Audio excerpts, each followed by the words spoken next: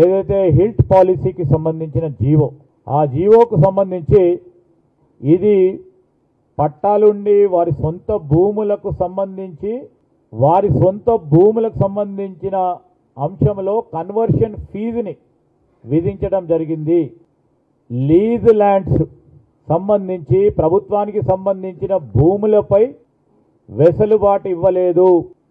ప్రభుత్వ భూములు ఉత్తగానే ఇచ్చినామని చెప్పుకునే వారికి కూడా తెలిసి కూడా కావాలనే భ్రమ పెట్టే ప్రయత్నం చేస్తూ ఉన్నారు. ఈరోజు మేమేం చెప్తా ఉన్నాం, రీడెవలప్మెంట్ కావాలి ఇండస్ట్రియల్ పార్క్ లేఅవుట్స్ అని. అదేవిధంగా ఒక పాలసీ నిర్ణయం తీసుకోవాలి. అడ్డగోలుగా ఇష్టారాజ్యంగా ఎవరికి నస్తే వారికి ఇచ్చే ఆలోచన చేసింది గత టీఆర్ఎస్ పార్టీ ప్రభుత్వం. ఒక విధానపరమైన నిర్ణయం తీసుకుంటే ఆ విధానపరమైన నిర్ణయాల్లో ట్రాన్స్పరెంట్గా ఆ విధానాన్ని ప్రజలకు అందించాలనే ఒక ప్రధానమైన అంశంతో పోతా ఉన్నాం.